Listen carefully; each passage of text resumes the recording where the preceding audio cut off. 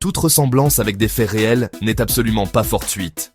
Histoire vraie, nom modifié, cerveau pas forcément utilisé.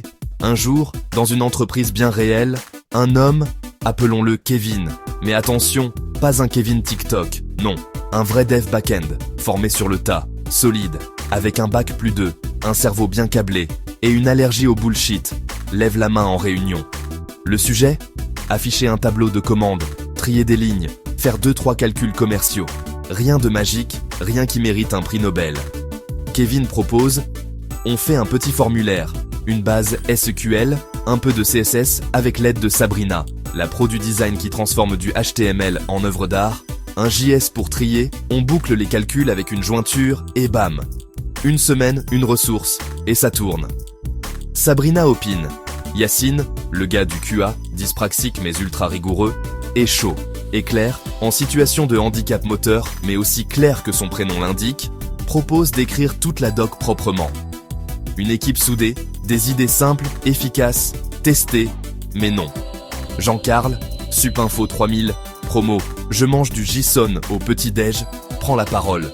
Non mais attendez, on va plutôt modéliser un microservice distribué en Node plus GraphQL, le tout orchestré avec un pipeline CI/CD sur Kubernetes, relié à une base Mongo à synchronisation dynamique, avec un front React embarqué dans un conteneur Docker, lui-même lancé depuis une VM Azure, via une interface générée automatiquement par un script Python contenant de l'IA générative qui choisit elle-même les champs à afficher en fonction du taux de clic sur LinkedIn. Et là, le chef de projet, Corinne, elle dit « Ah ouais, ça claque. Ça vend du rêve aux clients. En plus, t'as fait un PowerPoint ?» Jean-Carl balance un diaporama de 38 slides. Des gifs, des ombres portées, un mock-up 3D du bouton valider. Applaudissements. On annule la proposition de Kevin.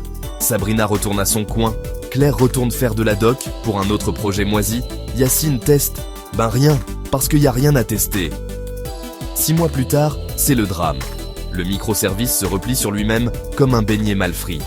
Les calculs commerciaux sont faux une fois sur deux parce que l'IA décide que Total acheté, c'est trop mainstream. Le client demande pourquoi son interface de tri fait un bruit de sabre laser. Les performances ? Une tortue unijambiste coderait plus vite. Et là, miracle. C'est la faute des devs. Oui, des mêmes devs qu'on n'a pas écoutés. Et surtout des simples, ceux du fond. Le chef résume. C'est un problème de culture d'exécution. Non, Corinne, c'est un problème de « vous nous avez pas écoutés parce qu'on n'a pas le bon diplôme ». Morale de l'histoire ? Un bon projet, c'est pas un PowerPoint, c'est pas un Kubernetes en string sur un cloud payant, c'est pas une IA qui hallucine du JSON, c'est des gens qui comprennent ce qu'ils font. On aurait dû écouter les DevOps. Mais bon. Supinfo 3000, ça brille mieux en réunion.